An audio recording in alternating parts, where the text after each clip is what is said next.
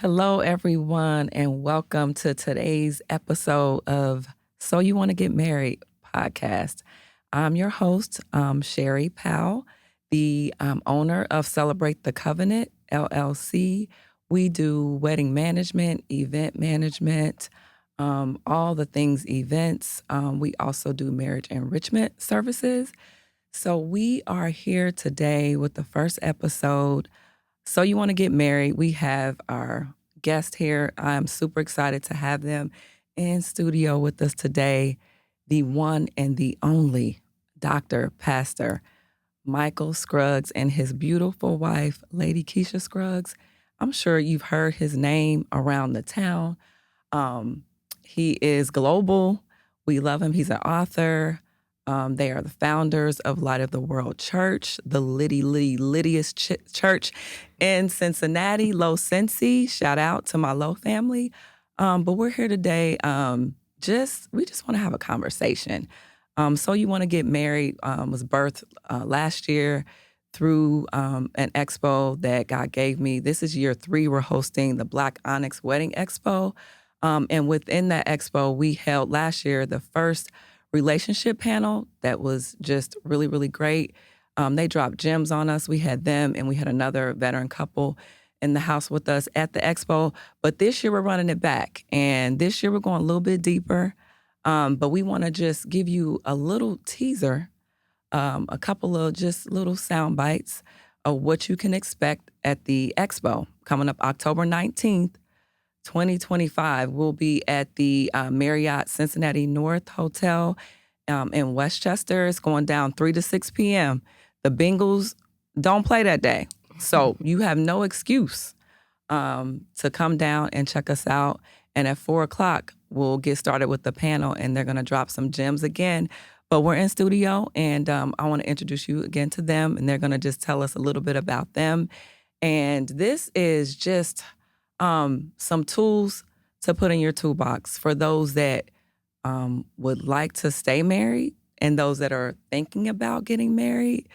I think in our community, sometimes those conversations don't happen beforehand, and then they call Pastor Mike and Lady Kisha after they've already said I do, and then now things are rocky, but they never had a good foundation. So I'm blessed to be able to know them personally. They do premarital counseling. Shout out to them. They're like booked and busy, but that's their heart to help. And I won't give away some of the things that they'll probably share with us today, but I'll just let them introduce themselves to us today. So thank you, number one, for allowing us to be a part of this platform and to be the inaugural guest. Yeah, So we super privileged. Yes. To be the Number one. Yeah, Come on, I'll set take the I'll take number tone. one. I'll take number one in a heartbeat. So we have been around the block for a little bit now as it relates to marriage. We are going on, where are we at? 23.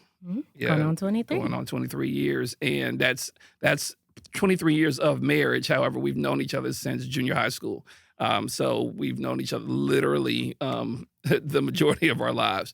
And it's strange when you like think numbers wise, but it's also helped us in terms of how we approach this thing called marriage, and just, from a holistic standpoint, where it's bigger than just us signing our names on a dotted line somewhere or going half on bills. Like, this is my life partner. Like, literally, this is, we joke about if one of us dies before the other, but yeah, if I'm trying to go together in the rapture. Like, that's it. we go down this thing together. So we've been around the block for a little bit now, and our passion for couples, I think, was birthed out of us not having the best foundation going into marriage. Yes, we loved God. Yes, we knew each other like literally since we were 12. But that didn't mean nothing when it came down to learning how to live. We live in covenant with each other, how to operate like in the same household, where, I think when it came down to roommates, I had my brother that was 5 years older than me and a roommate my freshman year in college. Other than that, I was used to my own space. So, like, Yeah. we And had it's like, and me, I had one roommate, and, she was, a good friend of mine, and she was a female. So it's a whole completely different dynamic, living with, the opposite sex. And I think people be like, well, all you got to do is be friends. No, that's not all you have to do. Because I feel like that's a good start. Like, you definitely should be friends with your spouse before. It shouldn't be something you just jump into. And I think that, yes, that created a familiarity with each other, but it didn't do what it needed to do for marriage, though. It's like, okay, well, I like you. Like, I know some things about you, but, like the communication piece and like learning things and expectations and all of those extra things that are super important, so it's like, no, I need some seasoning on my chicken. Yeah. Not It's just plain interesting, chicken. like, bringing that up because when I think about it, so I've been married 25 years. We've been married 25 years this year. And to be honest, I didn't have a roommate before. So I left from my parents' house to my zaddy's house is what I say. But so and some people will say, well, I got to test out the product first, and it's like, if you get to know a person, emotionally, and you leave that other stuff for marriage, then you really get to know a person. You're not blinded by, the physical intimacy. But, and I mean, 25 years in. So for those that say they got to test it out first and they got to live together first and see how, but I feel like if you, get premarital counseling, you talk things out, you more than likely will work out some of those things before Or let's talk about pray about stuff first. True. Because let's talk about that, because I think, too, it's kind of like, okay, well, then the Bible says lean not into your own understanding. You're trying to do it your way. If I pray for God to send me somebody, which I did, who has the same, mindset, the same goals, that, whatever it is that I need, if I'm asking God for that and I'm believing that he's going to give me that, then I don't have to worry about whether or not I'm going to get what I asked for if I prayed for it and I listen to what God said. So I think that's a thing too. Like, we make the decisions on our own, don't consult God, and then when it don't work, get mad at God. Right. So I think the first thing, the foundation is, if it's a covenant and that covenant is being made with God, then God should be in the relationship. And a lot of couples that we speak to, God is not in their relationship. So not only are they're not communicating, but they don't have God as a foundation. And I feel like that is the most important thing. And that's usually, and to kind of add to that, that's usually the couples we talk to post-marital issues. So when we talk about that God factor, those who are on the struggle bus, on the verge of divorce, talking about leaving, whatever the case may be, that's usually the primary factor, where they're not going to church together, they're not praying together, there's no reading involved. And so you kind of eliminated God out of the equation off rip, and then expecting for success to happen afterwards. And so it's what to say, it's crazy work. Right. It is crazy, because they invited him to the wedding because your vows include him, but he's not invited to the marriage. It just sounded good from the beginning. Yeah, so it's like, you can come to the wedding, but you can't come to the marriage. They want to turn water into wine. That's what the invitation But it's like, how can you do a God thing and not have him? Like, Absolutely. he created it. So how can you do that without him? So so what do you feel like is like the biggest like misconception? Like, when you meet couples and their view of marriage, do you feel like at the onset you can kind of see that some may have some maybe unrealistic expectations of marriage? Or what do you think is like the most like misconception that you find with couples? Yeah, we actually talk expectations from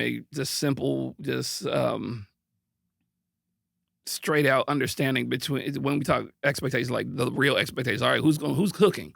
What is your definition of clean look like? Ooh, that's good. Who's taking trash out?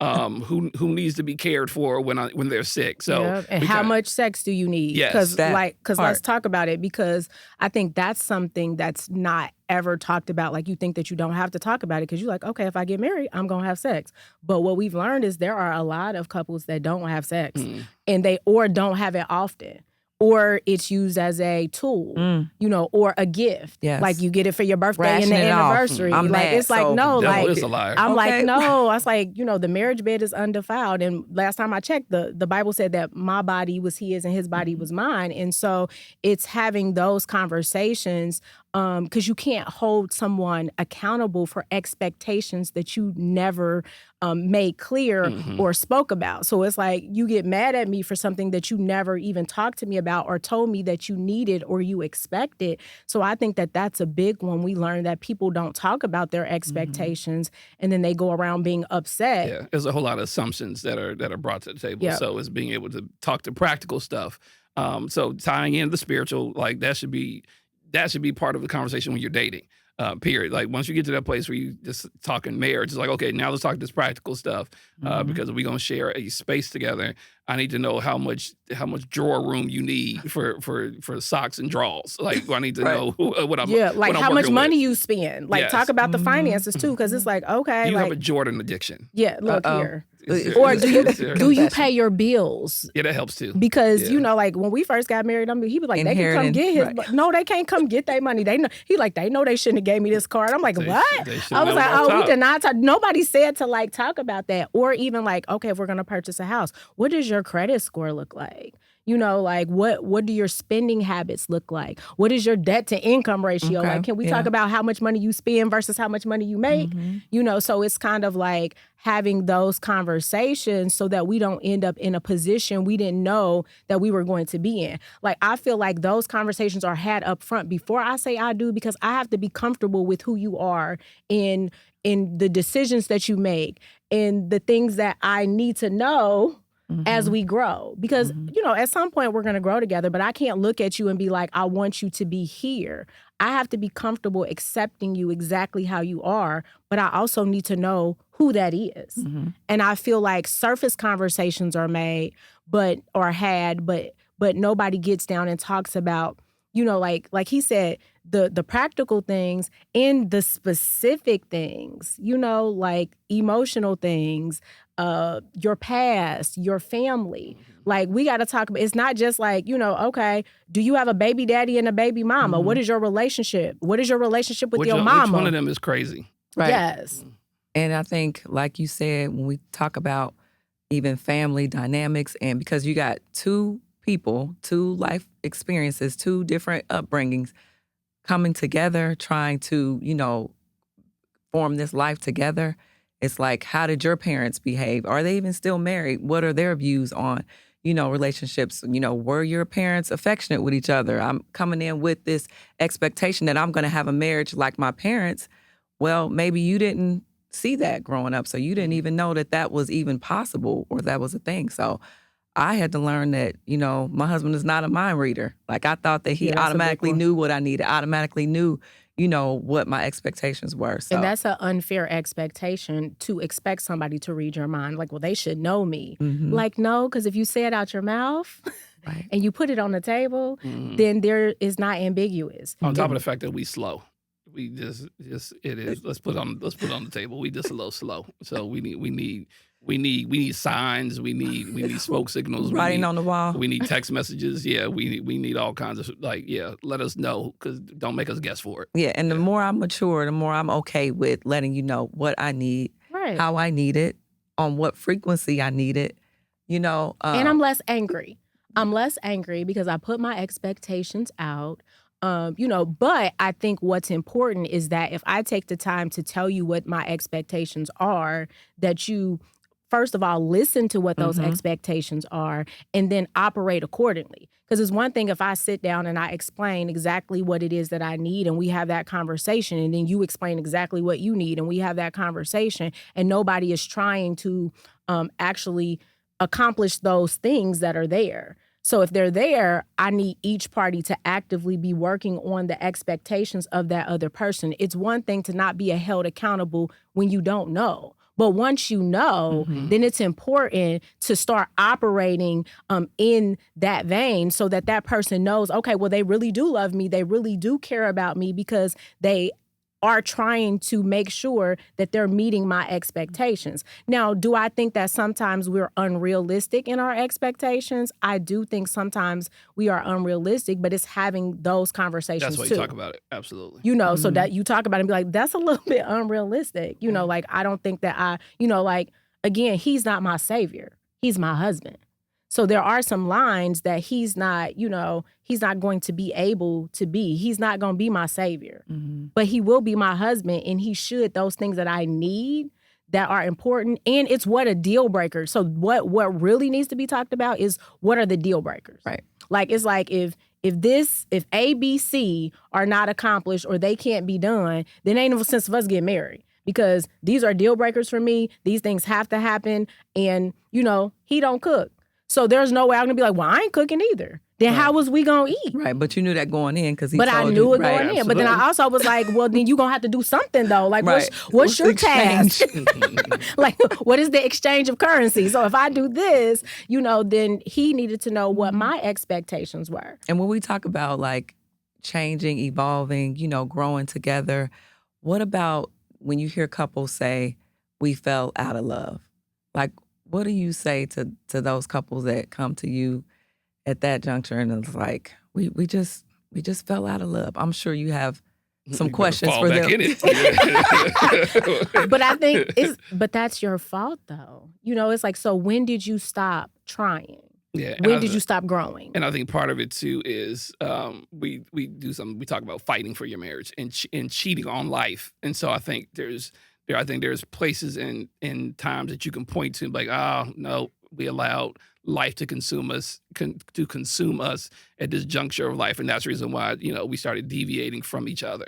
And or if you put kids before your spouse, That's a big one. where you're raising them up and you spend so much time going to games and events and all kinds of stuff, and it was never the two of you all. There was never the date night. There was never time spent together. So now the kids that got grown and moved out the house, now y'all roommates. Yeah. And now you like, all right, well, they gone. I need to be gone too, because there was never that consistency of intimacy. That was bars. That was Yes, it was. consistency of And let's stay right there because this is Yeah. a Thursday night, and y'all in here, and tell me about Thursday night commitment that you all have to each other. Yeah, date night has been something that we have been consistent on for at least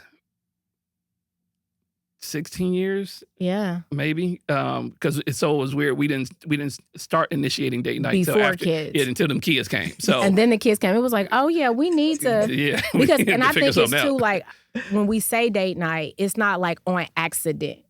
It is on purpose. Yeah. Meaning that it wasn't like, oh, we happen to have some time to spend together, so we spent it together. It's no, Thursday is date night, so we arrange our schedule around date night. Yes, and we go when we're mad at each other. It's gonna be quiet, but we gonna go. So we gonna go That's do good. something. We may not talk. We may not talk during date night, but we gonna show up. And we always set parameters. We set the parameters early, but we just kind of try to be obedient to them now. And so we don't talk about them kids. We don't talk about church because that's what we do. We don't talk about problems, and we don't be on our phone. I say whoever, especially me. whoever is on their phone the most has to leave their phone behind, or in the car. And now, we had one person had a phone because of the kids. Now the kids kids, grown. now the kids, Now they fake grown. They fake grown. Right, right. They fake grown, grown. but they don't need us as much. So then it was like, okay, if I left my toddler with someone, Right. somebody needed to have the phone to make sure that there was no emergency or we didn't need to be contacted in reference to that. But now we don't. So date night is super important. And I will say, when you were talking about falling out of love, I think it is because also not only do we commit to like other things, but we also forget to be a student of our spouse.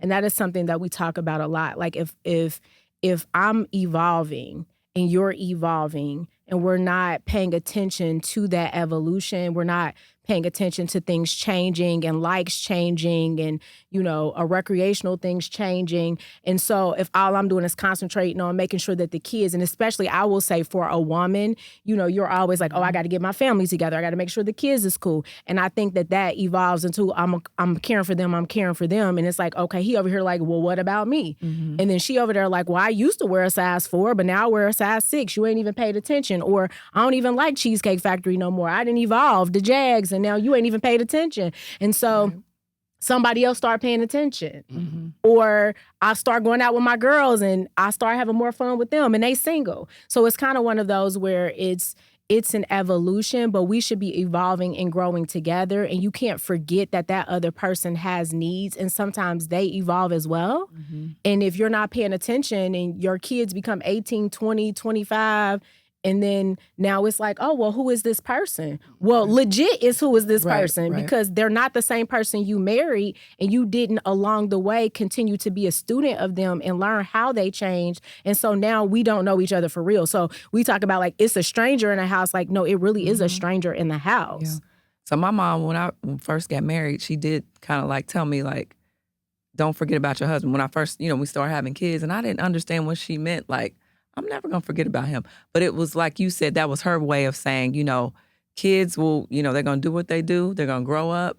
But you guys got to stay connected. So like you said, as you change, it's like, do you even know who I am now? Some people are so focused on the kids. So I think that's good. Forget them kids. Bump them. Yeah. And we can say bump them because we actually did things for them, took care of them. So our bump them is, they're good. Yeah, because I'm waiting on my return on my investment. Man, so I say that like part. Multiple times. Like as much as we pour and we leave and we travel. $457,000. Invoice. It's the tally. $320.67. That's up to today. Right. We still got to run. We still got to go pick up Madison. A running tally. Look. Right. So, but I think it is. It's just concentrating on each other, and making that a priority. Because so much like, paying the bills or going to work or taking care of the kids or, outside influences and friends and all of these things consume your time and your life. And like you said, you don't forget them on purpose, but they get further away from what the priority is. Right. And then they start feeling that. Mm-hmm. And then as you all say, you got your spouse out here thirsty now because nobody's... Can't send them out there thirsty. That's why you had the conversations because, I'd be like, no, he too tired to go out. He ain't thirsty. Right.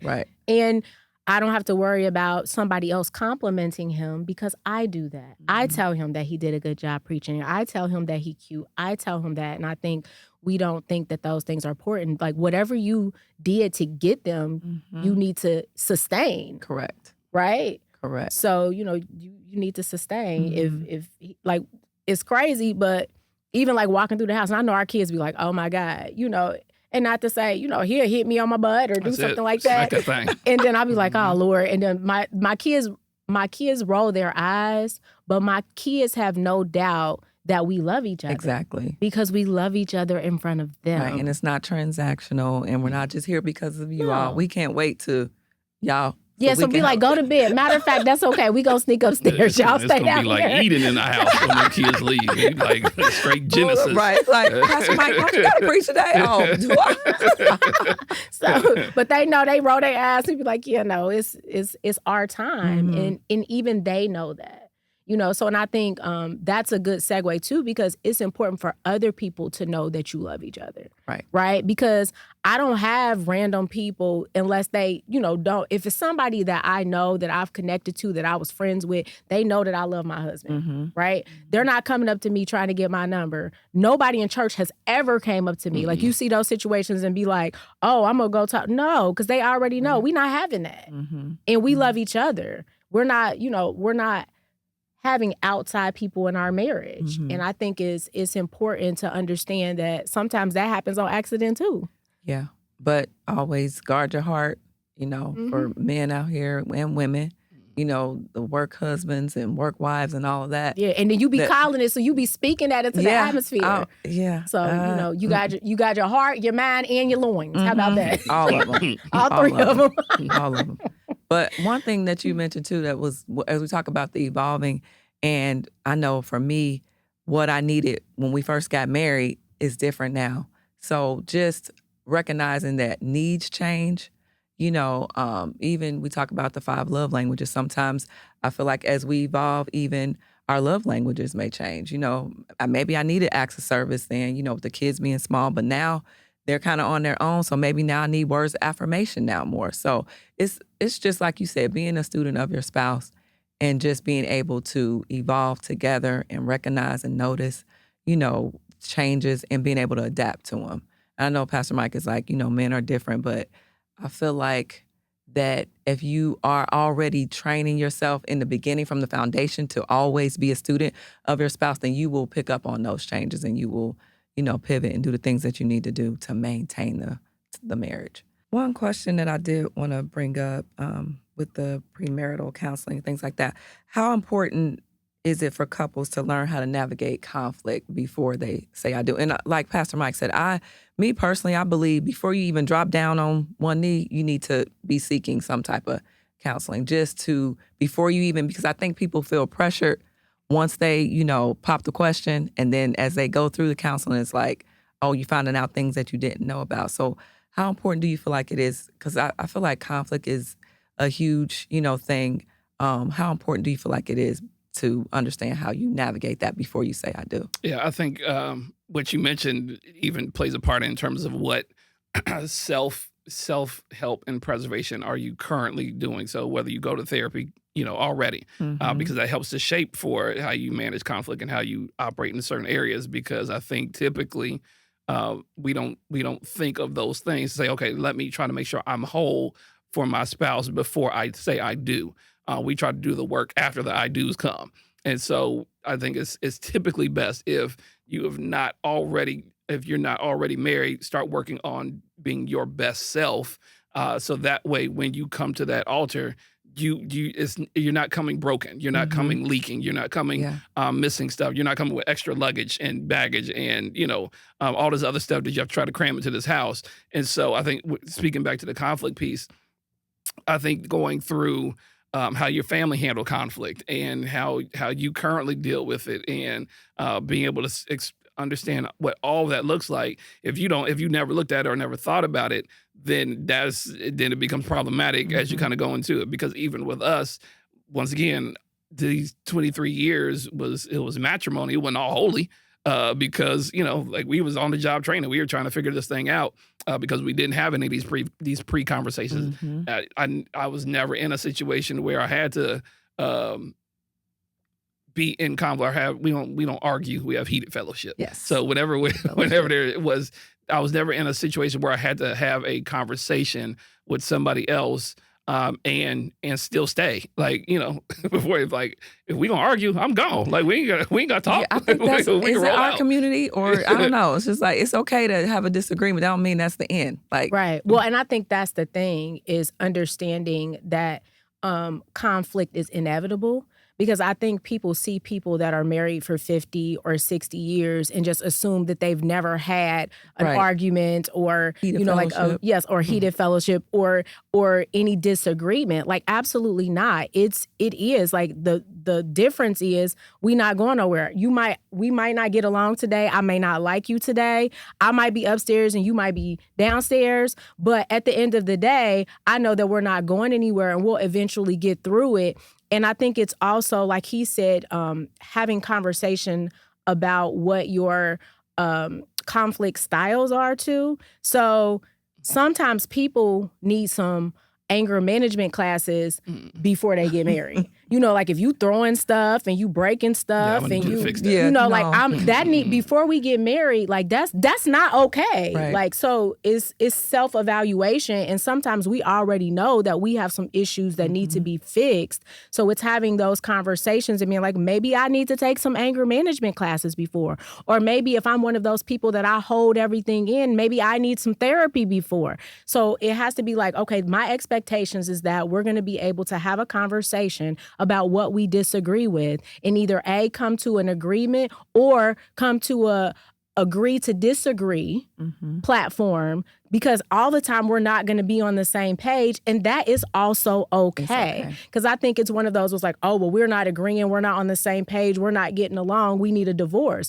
No, you might need to have some outside post-marital counseling. You might need to have some therapy because you're expecting your spouse to be your savior, and there are some things that you went through when you were young or some trust issues that you have that need to be addressed that person can't help you with. You need to go talk to a therapist, or you need to talk to somebody else. So I feel like it's one of those where you have to evaluate what that conflict is, and before you get married, address some of those issues, as Pastor Mike said, and make sure that you're whole, or you're at least aware of what work needs to be done so that y'all working towards that. Because once you get into the marriage and then y'all fighting, and I'm like, what you mean you fighting? What you mean you broke something in my house that I paid for? Like, I'm like, that was never an issue. But if I have a proclivity to that type of thing, and so I know, like, when I get mad, I throw stuff, like, that's not healthy. Why are you throwing stuff? Get to the bottom of why you're dealing with your conflict in that manner, or why you're going into a shell when you really need to tell your person what the expectations are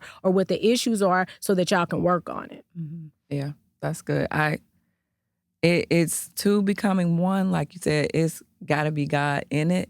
And I think sometimes people think when they get together, it's going to magically, everything's going to fall off and they're going to be okay. Like you said, that don't even make sense. Yeah, because sometimes even getting married will trigger those things that you thought you were good on. You know, you thought you got over, and you get married and something occurs, and then trigger.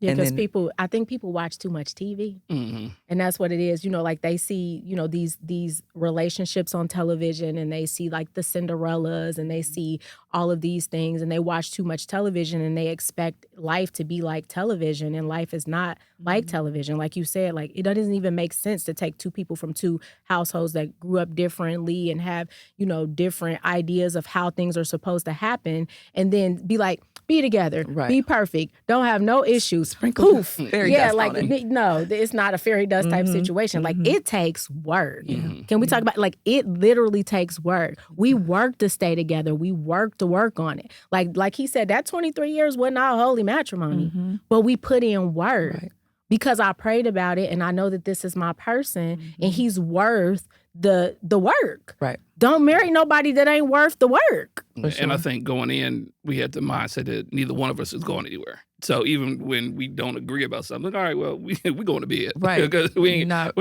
got time to be, you know, like we're not throwing up the D word. When you wake up, I'm gonna still be here. Like, you may still be pissed off, but I'm gonna still be here when you wake up. So you just gonna have to look at me in the face, and then we'll just deal with it again. But we ain't going nowhere. So whatever those issues are, we just have to figure out how to navigate and want to figure it out. I think that's the thing. Be wanting and willing to hear both sides of the story, and be willing to work out whatever it is that you're going through. You know, like, we're both willing to work it out, willing to talk about it, you know, willing to fight for our marriage, as he stated. So you can't just go into it every day like, I want a divorce. Like, oh my God, you get my nerves, I want a divorce. Oh my God, I shouldn't have married you. Because those things you can't take back either. So those things that you're putting out into the atmosphere, eventually that person is eating all of these words that you can't take back. And they're like, well, why am I still here if you never wanted to be with me in the first place, and you don't want to work through nothing, and I'm the worst person in the world because I do nothing right and everything is negative? Then that takes its toll on someone. So you have to be careful, kind of like what you speak in the atmosphere. Everything that comes up doesn't need to come out. Yeah. That's true. So sometimes you got to think through your words before they come out. And I've been victim of that. Like, early in our marriage, saying stuff like, "Ooh, I probably shouldn't have said that." You know, so it's important to think about what you say before you say it, and think about what impact that may have. Because you'd be like, "Well, I didn't mean it." Okay, well, the Bible says, "Out of the abundance of the heart, the mouth speaks." So you meant some of that. It was in there. It was brewing. You just didn't mean to say it out loud. So you just have to be careful, and then, you know, personally work on what needs to happen with you. To be able to work through your marriage as well. I think that's good. So as we wrap up, because I know y'all got gems for days. Y'all ain't got to 23 years and for not to be able to drop gems all day long. So we want to leave some for the expo. So we encourage people to come out. So we'll end with this one last question for you. when we think about the expo and we think about the people coming in, they're all excited, right? Because they're planning their wedding day.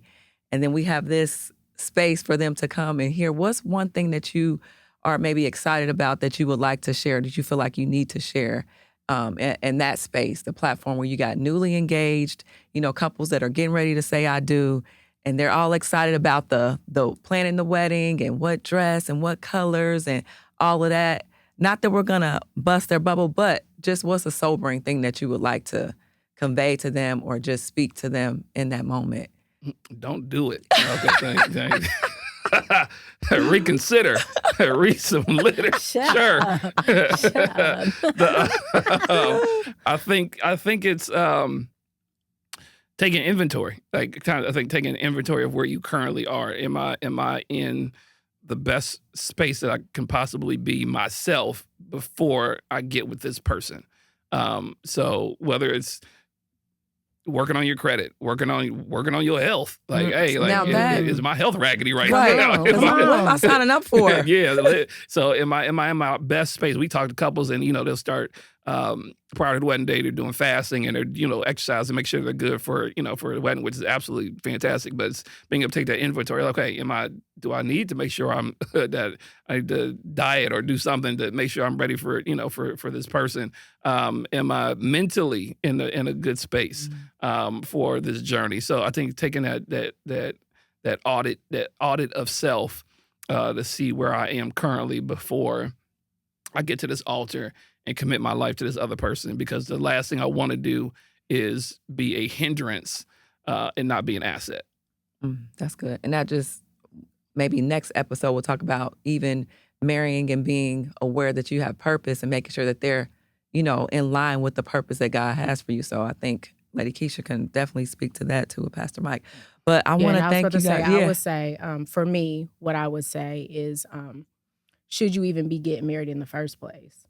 So everybody wasn't meant to be married, and some people are too selfish and they need to be single. So I think is having a self-evaluation of, why do I want to get married? And am I in a position to sacrifice? Because that's what it is. Marriage is a sacrifice. Sometimes it's a struggle. Sometimes you have to fight.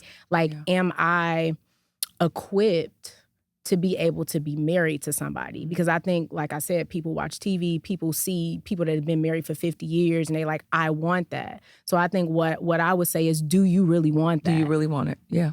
And that's why this is... Are you capable of giving up that other side of the bed and that other pillow? And them covers. And them covers to somebody else. And your extra meal in the refrigerator, your leftovers, because people be stealing your food. I'm eating that. They be eating your stuff. 24 hours. They don't get up in the morning when they set their alarm and go off like 8 times, so you can't go back to sleep. So like it's whether or not, you know what I'm saying? Like, honestly, everybody was not meant to be married. And I think we fall in love with the idea of marriage and not the real thing. So I think that it's like, really think about it. Like, am I ready to do this? Now or ever. So it's like, am I mature today? Or am I, like Paul, and I need to just be single and be married to the ministry and what God has me to do, because I can't be accountable to another person or have to, share anything with them because I'm too selfish. So I think that's big. Yeah, I think that's good. And it's a sobering question. And what does the Bible say? Enter into it soberly. I mean, make sure you're clear. For sure. For sure. But that is all for today. I'm super excited about the Black Onyx Wedding Expo. It's happening October 19th, 3 to 6 p.m. Again, the Bengals don't play, so no excuses. We need to see you in the building, 3 to 6 p.m. We're in Westchester. It's the Cincinnati Marriott North, 3 to 6 p.m. Come out. This is just a little teaser, a little appetizer for what you can expect at the Black Onyx Wedding Expo. But it is going to be a great evening. All Black-owned businesses will be there. So even if you're not getting married, you need to plan a celebration, whether it's a milestone birthday. You know how we do for these baby showers nowadays. We go all out for the 1-year-olds. We do all the things. So this is an opportunity for you to see exactly what our city has to offer. It's so just invigorating, exciting for our community to see all of the creative business owners in one room, just for one purpose, and that is just to push out each other, to network, and just to be supportive to one another in our community. So make sure you come out October 19th, 3 to 6 p.m. at Marriott Cincinnati North. We'll be there, and the one and the only Pastor Mike and Lady Kisha will be there. So we can't wait to see you there. And thanks for joining us. Until next time.